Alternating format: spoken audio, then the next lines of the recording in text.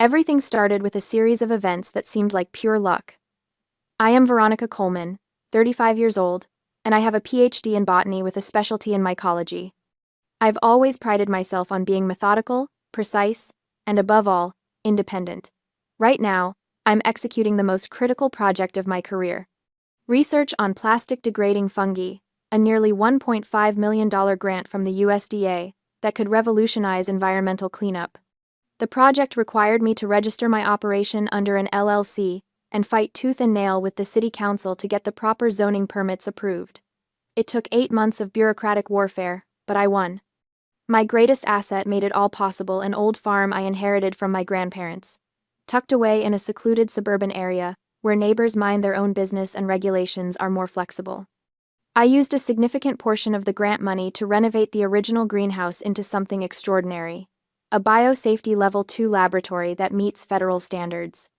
From the outside, anyone would think they're looking at a stunning Victorian-style conservatory, all graceful curves and gleaming glass arranged in a classic cruciform design.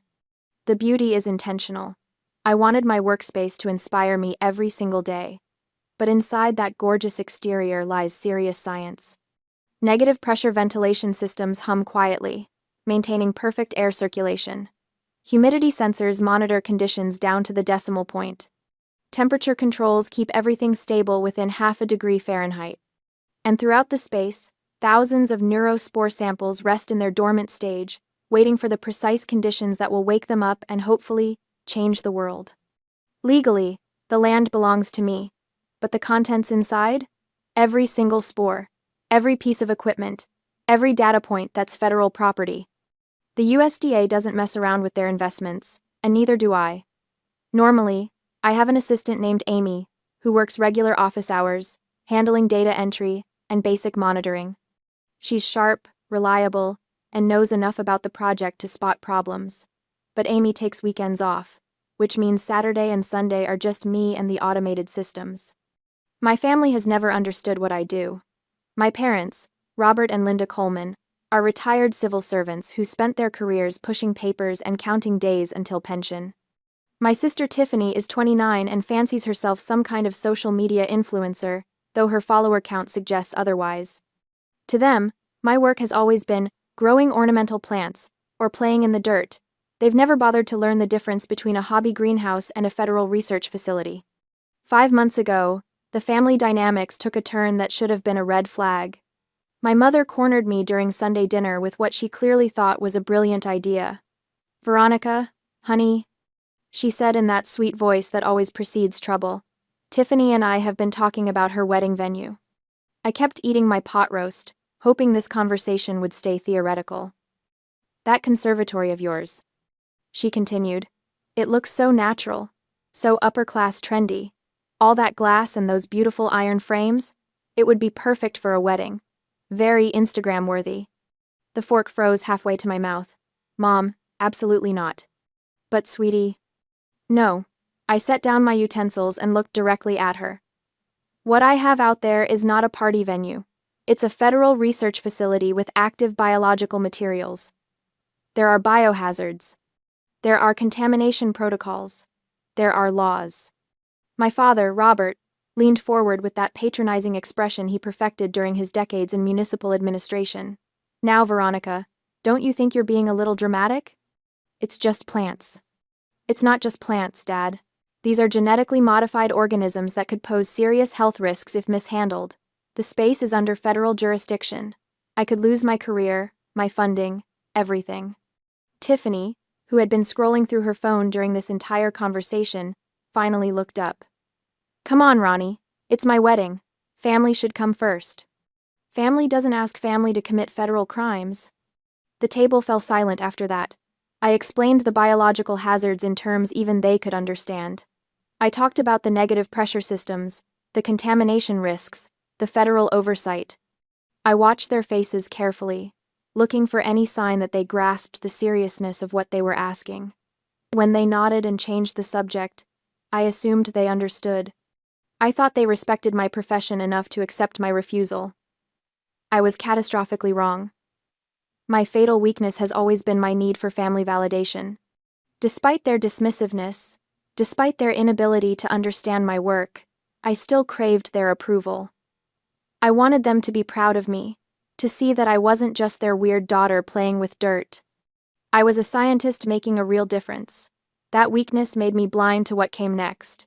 According to the schedule they gave me, Tiffany's wedding was still 3 weeks away. They'd been planning for months, showing me venue photos, asking for my input on flowers, treating me like I'd naturally be part of the celebration. I had even started thinking about what dress to wear as her bridesmaid. The reality was devastating. The wedding was actually scheduled for 2 weeks from now. They had lied about the date from the very beginning, ensuring that I wouldn't be present at my own sister's wedding. But more than that, they had lied to create an opportunity. The week before the actual wedding, which I still believed was 3 weeks out, my parents showed up at my lab with what seemed like a peace offering. "Surprise," my mother announced, waving an envelope like a magic wand. "We got you something special." Inside was a 3-day, 2-night vacation package to something called the Mountain Vista Eco Lodge Retreat, tucked away in the mountains about 3 hours north. "We want you to truly rest," my father said, his voice warm with what seemed like genuine concern. "Let your spirit be completely at ease. We need you in your best state to be Tiffany's bridesmaid." My mother nodded enthusiastically. "I found this place while I was looking for honeymoon spots for Tiffany. The reviews are incredible. Digital detox, nature walks, meditation sessions. You work so hard, honey. You deserve this." I looked at the brochure. The lodge did look peaceful, all natural wood and stone, surrounded by pine trees, with promises of organic meals and sunrise yoga. The timing seemed reasonable. My project was in its incubation phase, meaning most of the work was automated. The system monitored itself, sending updates to my phone app. Everything had battery backup and a generator for emergencies. Besides, I was under pressure from the USDA sponsors for a comprehensive progress report. Taking 3 days to decompress before tackling that massive document actually sounded like responsible self-care. "You really think I should go?" I asked. "Absolutely," my mother said. "Consider it our gift. We want our bridesmaid looking radiant and relaxed." The more I thought about it, the more sense it made. 3 days away wouldn't hurt anything. The automated systems could handle themselves for a long weekend. Amy would be back Monday morning if anything went wrong. And honestly, I had been feeling the pressure lately. A little mountain air might be exactly what I needed. I left at noon on Friday, my car loaded with hiking boots and the novel I'd been meaning to read for months. Amy left work at her usual 5 p.m., locking up the lab and activating the weekend security protocols. As I drove toward the mountains, windows down and music playing, I felt something I hadn't experienced in months: genuine relaxation. For the next 72 hours, I would have no responsibilities except to myself. I had absolutely no idea that for the next 72 hours, my conservatory would be turned into hell. At 6 p.m. on Friday, exactly 1 hour after Amy left for the weekend, my parents set their plan in motion with the precision of career bureaucrats who understood how to manipulate systems. They had found exactly the right kind of locksmith for their purposes, the type who operates out of a van, takes cash payments, and doesn't ask too many questions about proper licensing or verification procedures. When he arrived at my front gate, he found what appeared to be a straightforward family emergency. My father, Robert, positioned himself next to the locked entrance while my mother, Linda, held her phone at the perfect angle for a video call. The locksmith watched as a young woman appeared on the screen, my sister, Tiffany, playing the role of her life. "Hi, sorry about this," Tiffany said to the locksmith through the phone, her voice pitched with just the right note of embarrassment and urgency. "I'm the homeowner, but I'm stuck out of town on a business trip for the next 10 days. These are my parents, and they're trying to get inside to feed my parrot before the poor thing starves." She held up what appeared to be a driver's license to the camera, though the locksmith was too far away to read the details. "I can give you my address, my full name, whatever you need to verify. I just really need someone to cut that lock so they can get inside." The locksmith looked at my parents, who radiated exactly the kind of concerned, middle-class respectability that screams reliability. My father wore his favorite golf polo, the one that made him look like someone who definitely owned property and cared about parrots. My mother clutched her purse with both hands and kept making worried noises about the poor little bird.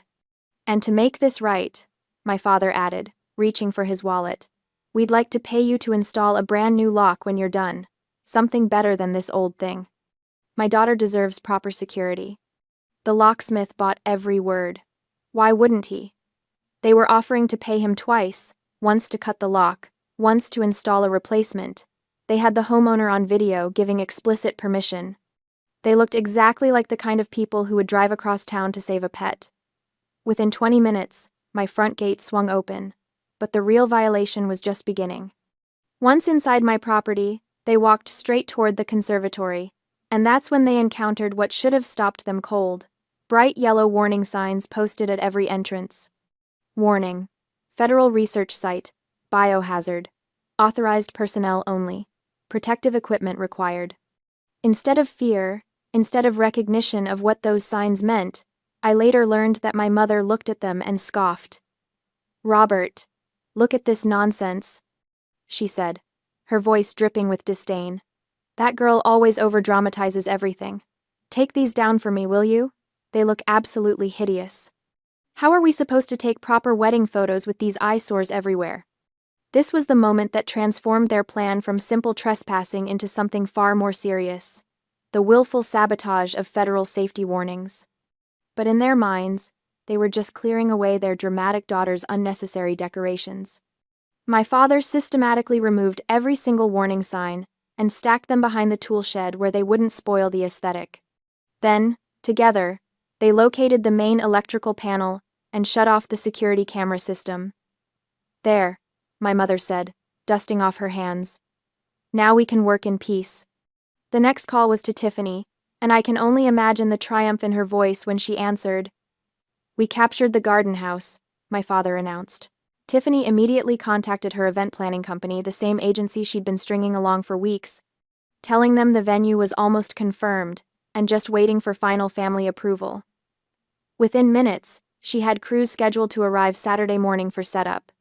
Meanwhile, 3 hours north in the mountains, I was settling into my eco-lodge experience with absolutely no awareness of the disaster unfolding at home. The lodge was everything the brochure promised: rustic but comfortable, with a dining room that served organic everything and a schedule of activities designed to disconnect guests from their usual stress. I attended the evening meditation session, ate dinner by candlelight, and retired early with genuine contentment. Before bed, I decided to check my work systems one last time. Using the lodge's Wi-Fi, I opened the monitoring app on my phone. The camera system showed signal loss, but that wasn't unusual. The wireless cameras sometimes had connection issues, especially during weather changes. More importantly, all the biological indicators looked perfect. Temperature, stable. Humidity, optimal range. Air pressure, normal. CO, 2 levels, well within parameters. I reassured myself. Must just be a camera system glitch. Everything else is running perfectly. I went to sleep with complete peace of mind, believing my conservatory was secure and operating exactly as designed. I had no way of knowing that those normal readings were about to be shattered by human interference. Saturday morning brought the invasion in earnest. The event crew arrived at 8 a.m. sharp, 3 trucks, full of professionals who specialized in transforming spaces into wedding venues. When they first saw my conservatory, they were genuinely impressed. "This is incredible," the lead coordinator told my parents. "Victorian architecture, all this natural light, those gorgeous iron frames. Your daughter has exquisite taste." My mother beamed as if she'd designed the space herself. We knew it would be perfect for our Tiffany's special day. The crew got to work with the efficiency of people who'd done this hundreds of times, but their expertise was in event planning, not biosafety protocols. They had no idea they were setting up a party inside an active research facility containing genetically modified organisms. The cruciform design of my conservatory made their job almost too easy. The intersection of the cross, which I had specifically designed as the main ventilation area, where air circulation was strongest, became the obvious choice for the central stage. They installed the DJ booth and dance floor right where the negative pressure systems worked hardest to maintain safe air quality. My high-powered photosynthesis lamps, designed to provide specific light wavelengths for fungal cultivation, were repurposed as fantastic stage lighting, according to my mother's enthusiastic direction. The south wing, where I stored tools and prepared soil samples, was transformed into an elaborate buffet and bar area. Tables appeared, linens were draped, and bartenders began setting up stations for what would obviously be serious drinking. The north wing, where I grew dense climbing vines as part of my research into plant-fungal symbiosis, became the altar. The event crew attached fake white flowers to my living specimens, creating what they clearly thought was a romantic natural setting for the ring exchange ceremony. By 10 a.m. Sunday morning, the transformation was complete. My scientific sanctuary had become a wedding venue that would have graced the cover of any bridal magazine. Tiffany had arranged for 10 different camera angles to live stream the entire event. This wasn't just about celebrating her marriage, it was about monetizing it. She expected to earn serious advertising revenue from what she promoted as the most unique wedding venue you've ever seen. Everything looked absolutely perfect. None of them had any idea that they had just created the perfect conditions for biological disaster. At 11 a.m. Sunday morning, Tiffany's wedding officially began. The guest list read like a who's who of our district's elite: law partners who handled million-dollar cases, investors with portfolios that could fund small cities, and most importantly, the groom's CEO, a man whose approval could make or break careers. 150 people filled my conservatory, not counting the service staff, event managers, and photography crews. These weren't just any guests. These were exactly the kind of high-profile individuals whose presence could launch Tiffany's influencer career into the stratosphere. Her live stream was already performing beyond her wildest dreams. Over 300,000 concurrent viewers had tuned in to watch what she'd been promoting all week as the wedding of the century in the most exclusive secret venue. The irony was devastating. The more successful the event appeared, the more catastrophic the consequences would be. Beneath the glamorous facade, disaster was already beginning. The fungi I was researching weren't inherently dangerous under normal circumstances. They were specifically chosen for their plastic-degrading properties, their stability, and their generally benign nature. But my monitoring systems had been carefully calibrated to detect one critical danger. Under anaerobic conditions, or when CO2 concentrations exceeded specific thresholds, these organisms produced a mild hallucinogen as part of their natural stress response. It was a defense mechanism millions of years in the making. When the fungi felt threatened, they released chemical compounds designed to disorient potential threats until conditions improved. The wedding guests had created the perfect storm. When the DJ started playing music with heavy bass lines, the sound waves reverberated through the glass structure. When 150 people began breathing together in the sealed environment, CO2 levels started climbing rapidly. When they transformed my carefully ventilated space into a dance floor, they inadvertently disabled the air filtration system by blocking crucial vents with their staging. The result was a sealed room where fungal spores became trapped and concentrated, while carbon dioxide built to dangerous levels. The organisms I'd spent months cultivating suddenly found themselves in exactly the conditions that triggered their most primitive survival instincts. The spore burst began invisibly, silently, with the lethal efficiency of millions of years of evolution. Stage 1 was euphoria. Initially, the guests felt what they interpreted as wedding joy amplified. The music seemed richer, more intense. Colors appeared more vibrant. Everyone's mood elevated beyond normal celebration levels. Tiffany, radiant in her Vera Wang dress, danced with abandon in front of the main livestream camera. Her cheeks flushed with what viewers assumed was bridal bliss as she shouted into the lens. "This is going to be the most special wedding you've ever seen. The atmosphere in here is absolutely amazing." The online audience responded with thousands of heart emojis and congratulatory messages. Comments poured in praising the venue, the dress, the obvious happiness of everyone involved. For 30 beautiful, terrifying minutes, it looked like Tiffany had achieved everything she'd ever dreamed of. Then, stage 2 hit: irritation. The transition was as swift as it was horrifying. Joy curdled into something else entirely, as every guest began experiencing the sensation of thousands of ants crawling under their skin. The itching started subtly. A scratch here, a rub there, but escalated with frightening speed. Guests in designer suits and elegant gowns began clawing at their arms, their necks, their faces. Hairstyles that had taken hours to perfect became disheveled as people frantically scratched their scalps. Makeup streaked and smeared as the need to scratch overwhelmed all social niceties. The live stream audience watched in growing confusion as the celebration transformed into something that looked increasingly disturbing.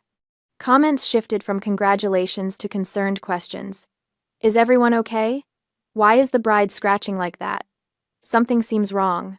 Decided. But the worst was yet to come. Stage 3 brought mass hallucination and complete chaos. When the spore concentration peaked, reality dissolved for every person inside my conservatory. The mild hallucinogen became a full-scale psychedelic nightmare, customized by each person's deepest fears and anxieties.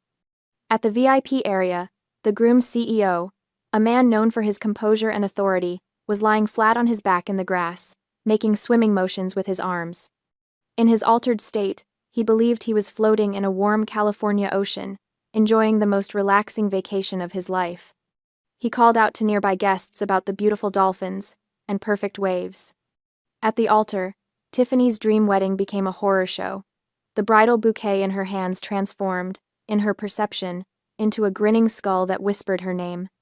Her magnificent Vera Wang dress, the one she'd saved for 2 years to afford, writhed around her body like a living thing. She screamed in terror, convinced that an enormous albino python was constricting her chest, cutting off her breathing. In front of 300,000 live-stream viewers, she began tearing the dress off her body, shredding thousands of dollars worth of silk and lace while screaming about snakes that existed only in her mind. Throughout the conservatory, other guests battled their own demons. Some saw the walls melting like wax. Others believed they were being chased by invisible predators. A group near the buffet table became convinced that the food was moving, that the elegant canapés were actually insects waiting to crawl into their mouths. The panic was universal and absolute. They rushed toward the exits, but my conservatory's 3-layer tempered glass installed for security and climate control proved impossible to break with bare hands. They were trapped in what had become a transparent prison, a fishbowl filled with toxic spores, panicking like animals caught in a cage. The livestream audience watched in horror as 150 people descended into coordinated madness. Emergency services calls began flooding local dispatch as viewers realized they were witnessing a genuine disaster, not some elaborate wedding stunt. The beautiful Victorian conservatory, my pride and joy, had become a glass tomb filled with screaming, hallucinating wedding guests who couldn't escape the poison they'd unknowingly unleashed. And somewhere in the mountains, completely unaware, I was about to receive the phone call that would destroy everything I'd ever worked for. At exactly 12 p.m., just as the chaos inside my conservatory reached its horrifying peak, I finished my final activity at the Mountain Vista Eco Lodge and began my descent down the winding mountain road. For 3 days, I'd been living in blissful ignorance, hiking nature trails, practicing meditation, and reading my novel by the fireplace. The digital detox had worked exactly as advertised. I felt refreshed, centered, and ready to tackle that progress report for the USDA. As my car reached lower elevation and cell towers came back into range, my phone exploded back to life with the fury of suppressed notifications. The first thing I heard was the relentless chiming of emergency alerts from the Garden app. Red warnings cascaded down my screen like digital blood: critical temperature spike, CO2 levels extreme, pressure system failure, contamination alert. But it was the missed calls that made my hands shake. 47 calls from Amy, 16 voicemails, text messages that grew increasingly frantic as the timestamps progressed. I pulled over at a scenic overlook, my heart hammering as I played Amy's messages in chronological order. "Hey Veronica, it's Amy. I know it's Sunday morning, but something's weird with the Garden app. Can you call me back?" That was 9:30 a.m., her voice calm but concerned. "Veronica, please pick up. The readings are going crazy. Temperature's spiking. CO2 is through the roof. I'm driving over there right now." 10:15 a.m., panic creeping in. "Oh my God, Veronica, there are cars everywhere. There's a party happening at your lab, a wedding. I can see people through the glass and the readings are 10:45 a.m., her voice breaking. "You need to see this live stream. Your sister's wedding is happening inside your lab and they're acting insane. Please watch the stream and call me back immediately." 11:30 a.m., barely coherent. With trembling fingers, I opened social media and searched for Tiffany's account. What I found was a hellscape broadcasting live from the place I'd dedicated my career to protecting. The video showed my beautiful conservatory transformed into a scene from a nightmare. Elegant wedding guests writhed on the floor, scratching at their skin like animals. My sister, still in her destroyed wedding dress, sat rocking in a corner, tears streaming down her face as she stared at something only she could see. The groom's CEO continued his imaginary swimming, occasionally calling out about sea creatures that didn't exist. Local police cars surrounded the exterior of my property. Officers stood at a safe distance, clearly recognizing that they were dealing with something beyond their expertise. They had no protective equipment, no understanding of what they were facing. If they rushed inside to help, they would only become additional victims. The livestream comments section was pure chaos. Viewers demanded explanations, speculated about gas leaks or terrorist attacks, and repeatedly called for emergency services. Someone had pinned my sister's location, and people were sharing the address with increasingly urgent warnings about a mass poisoning event. In that moment, watching the disaster unfold through a phone screen, the pain of betrayal gave way to something more important: the responsibility I carried as a scientist. I understood the danger level better than anyone on Earth. Those spores, in the concentrations my readings suggested, could affect anyone who entered without proper protection. The local police were brave but completely unprepared. Emergency medical teams would be walking into a contamination zone. If this spread beyond the conservatory, if people carried spores home on their clothes or in their respiratory systems, we could be looking at a community-wide health crisis. More than that, I was legally responsible for every organism in that facility. The USDA grant made me the designated steward of federal property. Every spore, every piece of equipment, every data point was my responsibility under federal law. I had two choices: let this disaster escalate while I preserved my career and family relationships, or do what my training and conscience demanded. With hands that felt steady for the first time all day, I dialed the emergency number I'd memorized during my initial USDA training but never expected to use. USDA Emergency Response, this is Dr. Martinez. This is Dr. Veronica Coleman, Project ID UMR4471B. I need to report a dangerous level bio-release at my authorized facility. Hold please, Dr. Coleman. I'm transferring you to the CDC Emergency Response Team. The next voice was crisp, professional, and terrifyingly efficient. Dr. Coleman, this is Agent Mary Smith with the CDC. We need your location, the nature of the organisms involved, and an immediate assessment of contamination scope. I gave them everything: the project identification codes, the specific fungal strains, the estimated spore concentration based on my app readings, the number of people exposed, and the live stream link so they could assess the situation in real time. Dr. Coleman, based on what you're telling us, we're implementing Level 3 containment protocols. Federal response teams are already en route to your location. Do not, under any circumstances, attempt to enter the contaminated area yourself. I understand. We'll also need you to report to the Field Command Center for immediate debriefing. Your cooperation in this matter will be noted in our investigation. As I hung up the phone, I understood that this call was both an act of conscience and a death sentence. I had saved lives, the lives of the police officers who would have rushed in unprepared, the lives of my family members who were slowly poisoning themselves, and potentially the lives of everyone in my community. But I had also just triggered the most comprehensive federal investigation my field had ever seen. My career was over. My family's freedom was in jeopardy. And everything I'd worked for my entire adult life was about to be destroyed. The mountain air that had seemed so clean and refreshing just hours ago now felt thin and insufficient. As I started my car and began the drive toward the disaster I'd unknowingly left behind, I realized that my old life, the life of Dr. Veronica Coleman, respected scientist and loyal daughter, was already over. What waited for me at the bottom of this mountain was something else entirely. The sirens were just the beginning. I stood behind the police barricade they'd set up at the edge of my property. My property. The one I'd worked a decade to afford, and watched the circus unfold. The wedding guests who'd been dancing and hallucinating an hour ago were now corralled in the front lawn like confused cattle, wrapped in emergency blankets, some still twitching from the after effects of the neurospores. Nobody was allowed to leave. The police had made that crystal clear the moment they arrived. "Ma'am, you're going to need to come with us," a detective said, appearing at my elbow. His badge read, Morrison. He looked tired, like this was already the weirdest case of his career, and it was only Sunday afternoon. "I haven't been on the property in 2 days." I said flatly. Check the security footage. We will, but you're still coming with us. The sound of helicopters cut through the air before I could argue.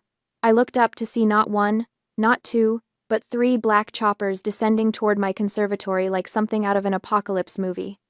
Behind them, a convoy of black SUVs rolled up my driveway, each one bearing the unmistakable federal seal, CDC, USDA, and unless I was mistaken, that last one was Homeland Security.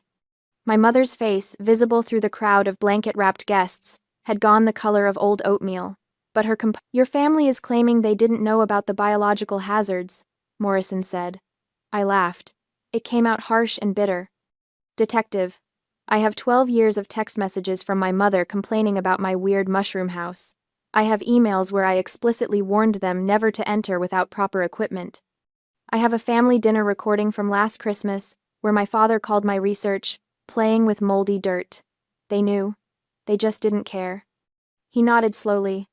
The fungal spores that were released, your assistant says they're not dangerous to the ecosystem? They're not. The neuroreactive compounds break down in open air within hours, but in an enclosed space, with elevated CO2 and bass vibrations? I shook my head. It's like setting off a hallucinogenic bomb. Temporary, but intense. The guests will be fine in a day or two. Physically, at least. The emotional damage? I thought about the live stream. About the CEO of a Fortune 500 company crawling on the grass pretending to swim. About my sister ripping her Vera Wang dress to shreds while screaming about invisible spiders. About 146 people, relatives, business executives, socialites, reduced to viral memes, watched by 300,000 people. That, I said, is going to last a lot longer. They released me just after midnight. No charges. My mother, father, and Tiffany weren't so lucky. The federal government came down on them like the wrath of every regulation they'd ignored. I wasn't there for the official proceedings, but Amy sent me the court documents as they became public record. United States Department of Agriculture versus Coleman Family Estate. Count 1. Destruction of federal research property. The warning signs they'd removed, each one was federal property. Each one bore a government seal. Removing them wasn't just trespassing. It was tampering with a federal research site. Count 2. Causing risk of biological release. Even though the spores weren't dangerous to the environment, the potential for contamination triggered a mandatory federal response. Ignorance, the judge ruled, was not an excuse when the warnings had been clearly posted. The restitution demands arrived first. Grant restitution, $1,500,000. The entire project was contaminated, and the government wanted every penny back, plus damages. Environmental cleanup and hazardous waste disposal, $250,000. They'd brought in a 30-person hazmat team, destroyed every piece of furniture, excavated the contaminated soil, and sterilized the entire structure. Federal fine under the Plant Protection Act, $500,000. Maximum penalty for willful removal of biosafety signage. Total government liability, $2,250,000. My parents' homeowner insurance? Denied. Every cent of coverage, rejected with a single brutal sentence. This policy does not cover intentional criminal acts or violations of federal biosafety regulations. My father actually called me after he got that letter. I let it go to voicemail. I deleted it without listening. Then came the guests. 150 people, united in their fury and humiliation. They hired a law firm that specialized in class action suits, and that firm smelled blood in the water. The lawsuit landed like a guillotine. Medical costs. Every single guest had been rushed to the ER. Ambulances, emergency antidotes, toxicology screenings, psychiatric evaluations for the hallucinations. The bills averaged $2,500 per person, 146 guests, times $2,000. $500 equals $365,000. Personal property damage. The hazmat team hadn't just sterilized the conservatory, they'd destroyed everything inside. Vera Wang wedding dresses dissolved in chemical spray. Armani suits incinerated as contaminated material. Dior handbags, Rolex watches, custom Italian shoes, all gone. The lawyers assigned an average value of $10,000 per guest in destroyed property. 146 guests times $10,000 equals $1,460,000. 1. Emotional distress and public humiliation. This was the big one. The live stream had gone nuclear. Within 24 hours, it had been viewed over 3 million times. Memes flooded social media. The CEO, swimming on grass, my sister's dress-ripping meltdown, a state senator crying about demons in the roses. These weren't just embarrassed wedding guests, they were public figures, business leaders, socialites whose reputations were currency. The emotional distress claims ranged from $50,000 to $100,000 per person, depending on their public profile and the severity of their viral humiliation. Estimated total: $10 million. I read the lawsuit documents in my hotel room. I'd checked into a Holiday Inn 40 miles away, unable to stomach being near the property, and felt something cold and satisfied settle in my chest. They'd wanted a lavish wedding. They'd gotten a national scandal. The final tally came 3 weeks later, when all the legal proceedings had been consolidated into a single judgment. Total liability: $14,075,000. $14,475,000. My parents didn't have that kind of money. Nobody in our family did. The law firm where Tiffany's new husband worked? They fired him within 48 hours, cutting ties before the scandal could contaminate their reputation. His career, built on family connections and Ivy League credentials, evaporated overnight. My parents were forced to sell the house, the 4-bedroom colonial they'd lived in for 30 years, the one my mother had decorated with such pride. The bank seized it for a fraction of its value. Even that wasn't enough to cover the debts. They declared bankruptcy, but bankruptcy doesn't erase restitution to the federal government. That debt follows you forever, garnishing wages, seizing tax returns, haunting every financial decision until death. My sister and her husband divorced 6 weeks after the wedding. The marriage lasted less than 2 months. She'd wanted a fairy tale. She got a financial nightmare and a humiliation that would follow her for life. Her influencer career, built on lifestyle envy and aspirational content, was finished. Nobody wanted to follow someone whose wedding was synonymous with public disaster. I should have felt triumphant. I should have felt vindicated. Instead, I felt hollow. The bank officer was efficient and impersonal as he pressed the bright orange foreclosure seal onto the front door of my parents' house. It made a satisfying thunk as the adhesive caught, officially marking the end of 30 years of Coleman family history. I stood at the curb, engine running, watching through my car windshield. I hadn't planned to come. I'd told myself I was done, that I'd moved on, that watching their house being seized was beneath me. But some curiosity had pulled me here, or maybe it was the need for closure. One last look at the place where I'd grown up, feeling like a disappointing footnote in someone else's story. My mother had planted roses along the front walkway. They were blooming now, pink and white, oblivious to the drama unfolding around them. She'd always cared more about appearances than substance. The roses looked beautiful. The family inside had been rotten. The bank officer climbed into his sedan and drove away. The house stood empty now, windows dark, the cheerful yellow paint job my mother had insisted on last summer now looking garish and false. Like everything else about the Coleman family image, pretty on the surface, hollow underneath. My phone buzzed. Another message from Amy. The university confirmed your start date. August 15th. Congrats, Professor Coleman. Professor, not principal investigator, not lead researcher on a $1.5 million federal grant. Just professor. A lecturer position at a state university 3 states away, teaching undergraduate botany to students who probably thought fungi were just the fuzzy things in their dorm room fridges. I'd lost everything, really. The conservatory, my dream, my passion project, the culmination of a decade of work, was sealed by federal order. My professional reputation had taken a hit too. Not officially, the investigation had cleared me of wrongdoing, but whispers followed me anyway. That's the researcher whose family destroyed the federal grant project. She didn't secure her facility properly. Family drama contaminated millions in research. It didn't matter that I'd been the victim. In academia, scandal is scandal. I'd been soft. That was my crime.